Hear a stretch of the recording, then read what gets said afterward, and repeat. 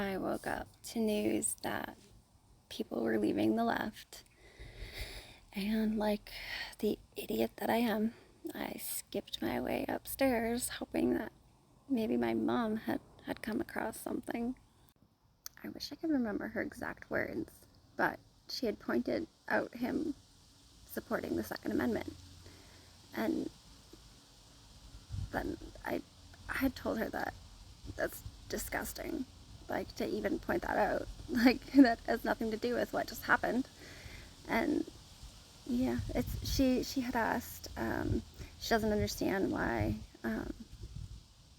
Trump's making such a big deal out of this guy, which is just like, but I guess it was because there were some politicians that were gunned down in their house, and she didn't understand why nobody put anything on for them. But I had asked her, like, how many millions of people watched them die, and she's like, why would we have to see it happen?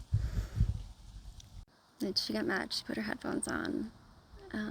She like paused them to tell me that it really, really upsets her when I call her disgusting. So I corrected her and told her that I said that what she said was disgusting, that I have never called her disgusting and would not call her disgusting.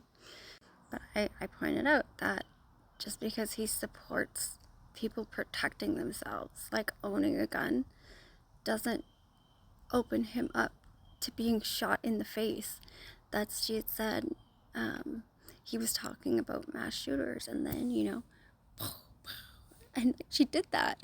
And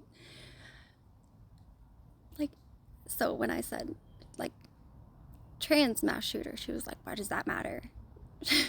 Why does it matter what question he was answering then? Like, I don't know why I assumed everyone would be devastated at the loss of a young husband and father, but I did.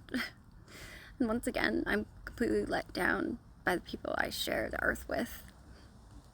For people to go on and make AI versions of the tragedy, no one deserves to be publicly executed. I still can't even believe he's gone.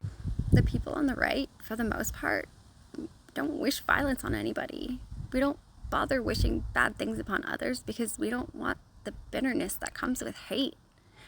AOC and Bernie Sanders don't have to cancel appearances. Nobody is storming their stages. We aren't afraid of people's words, but the left is showing us they're terrified of truth. I don't know what happens in heaven when thousands of people all at once cry out, please, God, no. I imagine it was something like the day they crucified Jesus. As Christians, we know persecution will come, but nobody saw this coming. Not like this. I see the people leaving the left, and I can't blame them. When I first started paying attention to politics, I believed conservatives were right in their values compared to liberals who I saw as wrong. I thought it was like we were the right because we were correct. But even then, I never imagined this level of hate. Joe Biden could have passed away in office, and I would have been devastated for his family.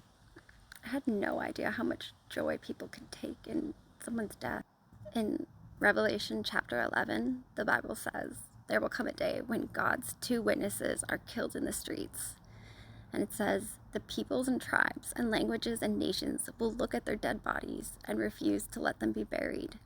And those who dwell on earth will rejoice and celebrate. When I first read that, I thought, how could the world possibly celebrate the murder of God's people? But now I understand. Now I see how dark hearts can become when they've rejected the truth. Charlie Kirk's death was public. It was seen, shared, mocked. But so is Jesus. So is Stephen's. God doesn't hide the suffering of his people. He turns it into testimony. What the world means for humiliation, God uses for power.